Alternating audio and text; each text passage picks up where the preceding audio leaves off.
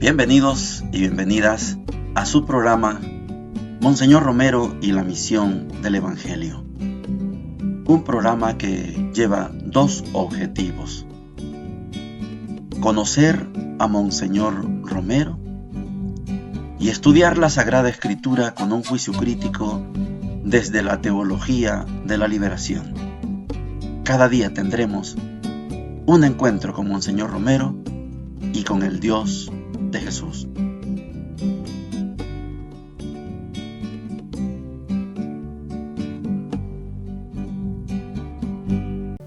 Hola, ¿qué tal? Este es su programa Monseñor Romero y la misión del Evangelio. Es miércoles 10 de abril, miércoles de la segunda semana de la Pascua. Son 7 semanas, vamos avanzando. Es un estudio, les estaba comentando, sobre la novedad de Jesús.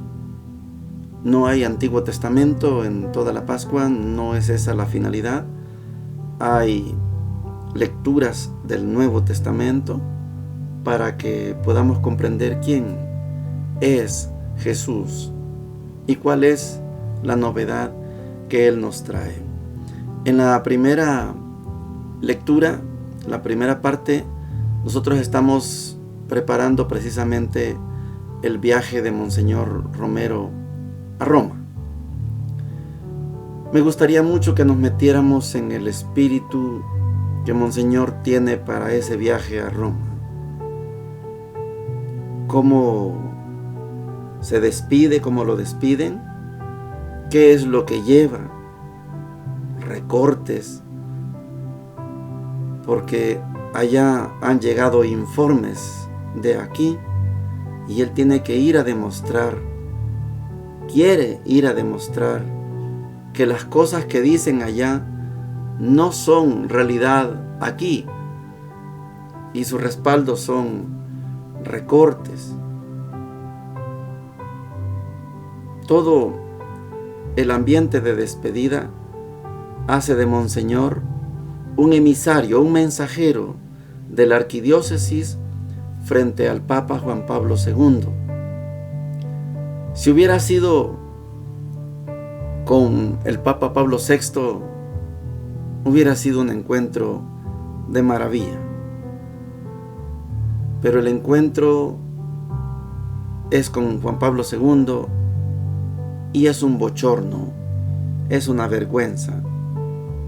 Hoy escuchamos a Monseñor preparando sus maletas, hablando con los seminaristas, aconsejándoles dónde deben poner los énfasis como seminaristas, por dónde hay que caminar para ser verdaderos sacerdotes como los requiere la arquidiócesis. Monseñor estudió en Roma. El 4 de abril de 1942 se ordenó sacerdote. Monseñor es hijo del preconcilio. Él estudió antes del concilio. Le tocó vivir la renovación del concilio en 1962 a 1965. Ha vivido, porque era secretario, ha vivido los documentos de Medellín. Ya vivió como obispo, como arzobispo, los documentos de Puebla. Ahí conoció a Juan Pablo II. Ya lo conoce. Sabe de dónde viene Juan Pablo II. Viene de Polonia. Viene detrás de la cortina de hierro. Viene del bloque soviético. Y sabe la política que tiene el Papa. Sabe el miedo que le tiene el Papa Juan Pablo II al comunismo. Y aquí, allá han informado que aquí hay comunismo. Quiere meterse el comunismo. Monseñor va y quiere explicar esto, pero el encuentro resulta un verdadero desastre, y lo vamos a acompañar, primero Dios, en este diario de Monseñor Romero. Es difícil para un pastor poner la cara por un pueblo frente a unos ojos que no quieren ver, frente a unos oídos que no quieren oír. Oigamos a Monseñor. Jueves 26 de abril. Ha sido un día de preparación para mi viaje a Roma. Sobre todo llevo una recopilación de documentos y de testimonios de solidaridad con la arquidiócesis, por si es necesario en Roma tocar este punto. Pero voy más bien a escuchar, ya que se han dado bastantes informes de nuestra situación. Ha habido muchas visitas de despedida y hay bastante cariño en la gente. En la tarde estuve con los seminaristas mayores y menores, después de expresarles mi admiración por la vocación que el Señor nos ha dado. Pedía ser fieles y leales con esa vocación recibida de Dios. Continuó una serie de preguntas, principalmente cuando se trató de la pastoral de nuestra Semana Santa. Es consolador ver cómo nuestros muchachos en el seminario, compartiendo la vida pastoral con las comunidades de base, se identifican, pero llevándoles el pensamiento del Evangelio y de su iglesia. Celebré la Eucaristía también con los padres del seminario y con el pleno de los muchachos en la capilla. En la predicación resalté la juventud como signo de renovación, de inquietud, de exaltación a las cosas audaces. Les invitaba a orientar con criterio evangélico y cristiano y eclesial todos esos ímpetus juveniles para hacer que su juventud sea como una continua Pascua, un Cristo que resucita para no morir más. He llegado hasta muy noche preparando la valija para mañana. Llegamos a la sección de la Palabra de Dios, miércoles de la segunda semana de la Pascua, y esta lectura que vamos a tener ahora, tanto en la primera lectura como en el Evangelio, les quiero compartir que es una de las lecturas que más me emocionan del Nuevo Testamento. Lo voy a tratar de explicar cuando termine de leer, pero desde ya les comparto que es un texto realmente emocionante. Para mí es muy evangelizador, muy animador, muy esperanzador. Lectura de los Hechos de los Apóstoles. Estamos en el capítulo 5, versículos del 17 al 26, y dice lo siguiente: En aquellos días, el sumo sacerdote y todos los suyos que integran la secta de los saduceos, en un arrebato de celo, prendieron a los apóstoles y los metieron en la cárcel pública. Pero por la noche, el ángel del Señor les abrió las puertas de la cárcel y los sacó fuera, diciendo: márchense, y cuando lleguen al templo, expliquen al pueblo todas estas palabras de vida. Entonces, ellos al oírlo, entraron en el templo al amanecer y se pusieron a enseñar. Llegó entre tanto el sumo sacerdote con todos los suyos, convocaron el Sanedrín y el pleno de los ancianos de los hijos de Israel y mandaron a la prisión para que los trajeran.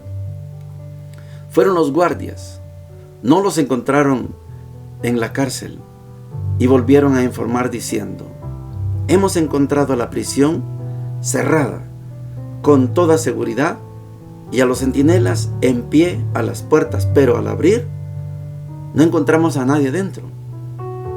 Al oír estas palabras, ni el jefe de la guardia del templo ni los sumos sacerdotes atinaban a explicarse qué había pasado. Uno se presentó avisando: miren, los hombres que metieron en la cárcel están en el templo enseñando al pueblo. Entonces el jefe salió con los guardias y se los trajo sin emplear la fuerza, por miedo a que el pueblo los apedreara. Palabra de Dios. Te alabamos, Señor.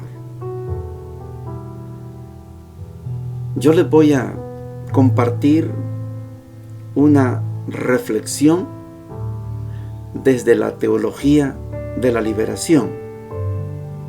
Ya hemos explicado la diferencia entre la teología conservadora y la teología de la liberación. Si esto lo explicara con la teología conservadora, yo les diría qué maravilla que llegó un ángel, abrió la puerta y les habla, vayan al templo y enseñen. Esto es la teología conservadora. Yo no estoy dudando de los ángeles, nunca he dudado de los ángeles. He llegado hasta mis 62 años y he tenido experiencia de muchos ángeles. Pero como este programa tiene una finalidad de hacer una lectura de los textos desde la teología de la liberación, les quiero explicar. Es posible que haya llegado un ángel, pero es posible que no haya habido ningún ángel. Es posible que la prisión la hayan abierto los mismos soldados que custodiaban a Pedro y Juan. Es posible. El fervor que hay en el pueblo, y es lo que les decía, que es un texto esperanzador, animador. El fervor que hay en el pueblo es contagioso. Y es posible, desde la teología de la liberación, es posible que los guardias ya hayan decidido unirse al movimiento de Jesús. Esto es una explicación desde la teología de la liberación. Sin descartar que es posible el milagro, no lo descartamos. Pero es posible esta otra lectura. Los guardias, ¿a quién le hacen caso? ¿Al Sanedrín o a los apóstoles? El Sanedrín es lo viejo. Los apóstoles, Pedro y Juan, son lo nuevo. Ellos han escuchado. Ellos vieron el acontecimiento de la crucifixión de Jesús. ¿Con quién están los guardias? Claro, los guardias abrieron las puertas, las cerraron con llave de nuevo, se plantaron en guardia por si vienen y entran. ¿No están? Yo no sé. Yo no vi nada. Yo no vi al ángel que lo sacó. Es posible que el fervor del Nuevo Testamento, que el fervor de lo nuevo, el fervor de la nueva alianza, haya llegado también a los guardias. Y los guardias, como fieles servidor del pretorio romano y de la jefatura del templo, hayan hecho sentir que ellos no saben nada. Lo bonito es que los apóstoles están allá enseñando en el templo. De madrugada se fueron a enseñar al templo y no encontraron vacío el templo. Hay gente y les están escuchando. El Sanedrín no entiende a lo nuevo. El Sanedrín solo sabe de lo viejo. Van y los capturan de nuevo, pero no usan la fuerza. Es que tienen miedo que el pueblo apedree a los guardias y a los sumos sacerdotes, a las autoridades, a los jefes. Lo fueron a prender. Sí, los han traído de nuevo, pero no usaron la fuerza. Les digo que es un texto esperanzador porque para usted y yo que estamos en este mundo, es un mundo pequeñito, este país es pequeñito, pero usted y yo sabemos que aquí han pasado muchas cosas que no necesitaron de ángeles. A lo mejor otros sí. Pero cuando el pueblo se emociona, cuando el pueblo entiende y distingue lo nuevo de lo viejo, el pueblo saca el pecho y defiende lo nuevo frente a lo viejo. Lo hemos visto durante largas facetas de la historia. Hemos visto al pueblo emocionado en muchas cosas. Le voy a poner un solo ejemplo. En 1977, Monseñor Romero asumió el arzobispado de San Salvador. 22 de febrero, 1977. 12 de marzo, 20 días apenas, 21 días después de haber tomado posesión como arzobispo, Monseñor mira el asesinato, contempla el asesinato del padre Rutilio Grande. Esto que les cuento me lo contó el padre Chencho Alas, uno de los dos hermanos Alas, capturados, secuestrados, torturados en Suchitoto. El pueblo estaba a la expectativa. Monseñor tuvo la genial idea de convocar y decretar como arzobispo que en la arquidiócesis no hay misa en ningún templo el domingo, sino va a haber una misa única. Solo una misa en toda la arquidiócesis. Y todos los sacerdotes se vengan a la catedral. Vamos a celebrar una misa por el cuerpo, el eterno descanso de Rutilio, por Nelson y por Jesús. Perdón, ¿sí? Manuel, perdón. Hace la misa única, Monseñor.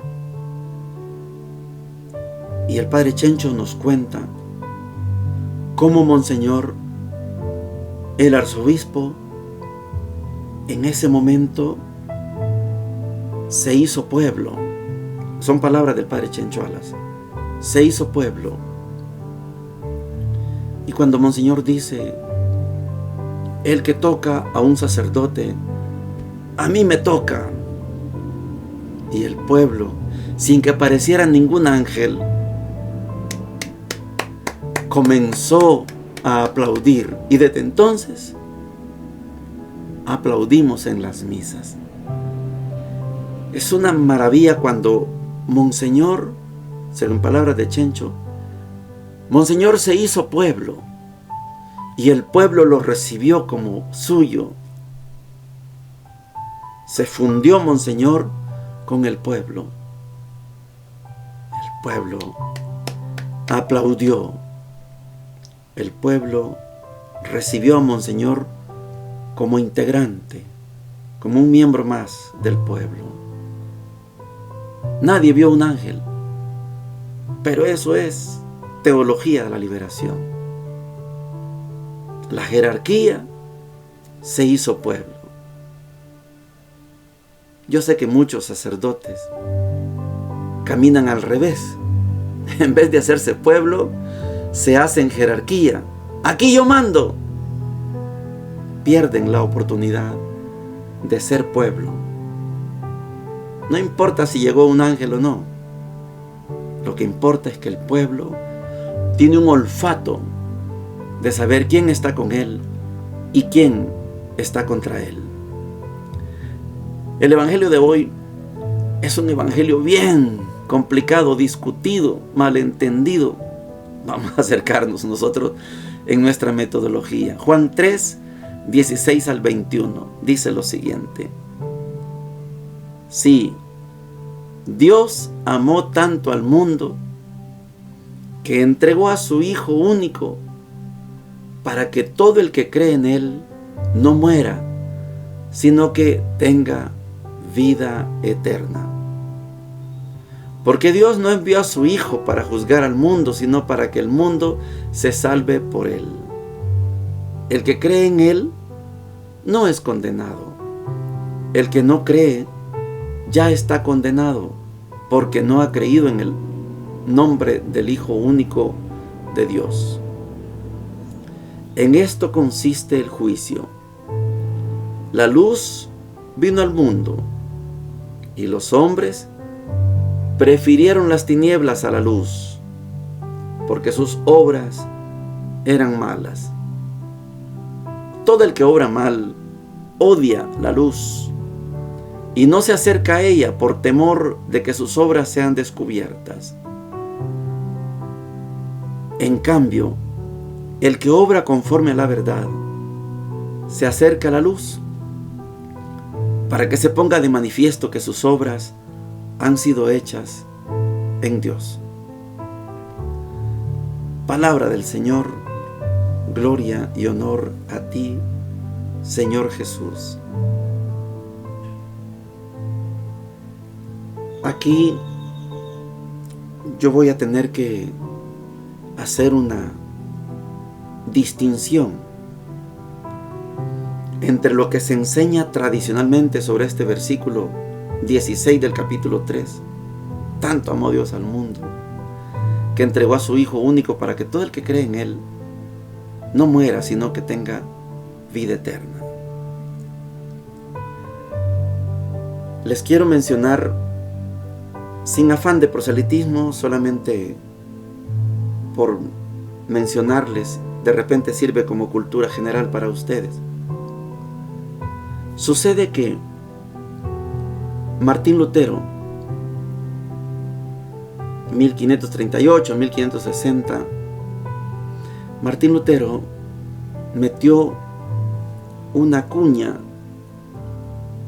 influenciado tal vez por la filosofía alemana, pero metió una cuña que se llama el determinismo. Y ese determinismo nos ha hecho mucho daño, porque el determinismo significa que Dios tiene un plan y todos y todas tenemos que cumplir ese plan. Entonces no cabe en absoluto, según el determinismo, no cabe la creatividad. Cuando alguien muere, dice, ya era su hora. Dios ya sabía. Determinismo. Y cuando ese determinismo lo aplicamos a San Juan 3:16, decimos, es que Dios mandó a su Hijo. Dios ya sabía. Su Hijo tenía que cumplir un plan. Dios ya sabía que lo iban a matar. No. Yo no estoy de acuerdo con ese determinismo. Dios entregó a su Hijo, lo mandó, pero no para que lo mataran. Lo mandó para enseñarnos cómo debemos comportarnos, cómo debemos ser. Lo mandó para inaugurar un nuevo tiempo, para hacer una nueva y definitiva alianza, no para que lo mataran. Dios no sabía que iban a matar a su Hijo. El determinismo sí lo dice así, así lo predica. Y ese determinismo nos hace mucho daño. Ayer vimos las noticias que un desalmado o desalmada mató a un niño de 8 meses. Eso no puede ser. Dios no sabía que ese niño iba a ser asesinado. No puede ser. Ese es un determinismo enfermo. La teología de la liberación nos lleva a otra interpretación. Igual como les explicaba el caso de Monseñor Romero, que Monseñor se hizo pueblo y por eso el pueblo lo recibe con ese gran aplauso. El primero, pero no el único. Dios quiso hacer lo mismo con Jesús. Dios decidió que su Hijo, que es eterno, se hiciera temporal con nosotros los temporales. Él, Jesús, se incrustó en nuestra vida. Y tenemos dos versiones. Nació de la Virgen María, los dos evangelios sinópticos, Lucas y Mateo. Marcos no se mete en eso, Juan no se mete en eso. Y la otra versión, la de Juan, ya él sabía que era hijo de Dios. Apareció por ahí, bautizándose en el Jordán. Si le quitamos el determinismo a San Juan 3:16, podemos entender que Dios nos ama tanto que nos envió a su Hijo, lo mejor que Él podía tener, pero no para que se lo matáramos. No es así. Las tinieblas no acogieron la luz. Las tinieblas lo asesinaron. No porque Dios quería. Dios no le dijo a las tinieblas, mátenme a mi hijo. Ese no es el determinismo. No. No. Ni modo que Dios le dijo a las tinieblas, maten a mi hijo, total yo lo voy a resucitar. Eso no es así. Dios hubiera querido que su hijo muriera de viejo, o que no muriera, pues fuera arrebatado, pues como Elías, tal vez. Pero las tinieblas mataron a su hijo. Las tinieblas mataron a Monseñor. No es que Dios haya querido que mataran a Monseñor. Monseñor recibía a los anónimos, pero Monseñor había entrado en la etapa de la eternidad. Esperaba el disparo, bomba, atropellado, como sea, o veneno, pero él ya estaba en la eternidad. No le importaba el día que fuera, ni la forma como fuera. Tenía miedo a la tortura, lo explicó. Pero Monseñor no se le puede entender con el determinismo que Dios ya sabía. Dios le infundió a Dawison que pagara 1000 colones para que le dispararan. No, eso es determinismo barato. No, aquí hay una lucha de luz contra tinieblas, de tinieblas contra la luz. ¿Quién puede más? ¿La luz o las tinieblas? Este es San Juan 3:16 hasta el 21. La batalla es de la luz contra las tinieblas. Hay gente que quiere la tiniebla y prefiere la tiniebla, esconderse, hacer cosas oscuras, pero otros van caminando con la luz y la luz pone todo en claro. Monseñor decía, claro que el que está dormido y alguien enciende una luz, claro que le molesta los ojos al que está dormido, pero lo despierta. Este es el trabajo de la luz. La batalla es luz y tinieblas. ¿Usted es luz o es tiniebla? No hay intermedios. ¿Somos luz o somos tiniebla? Así se debería entender San Juan 3:16 al 21. Una batalla entre la luz y las tinieblas. No estoy de acuerdo con el determinismo de Martín Lutero. Bendiciones para todos y para todas. Hemos presentado Monseñor Romero y la misión del Evangelio. Hasta la próxima.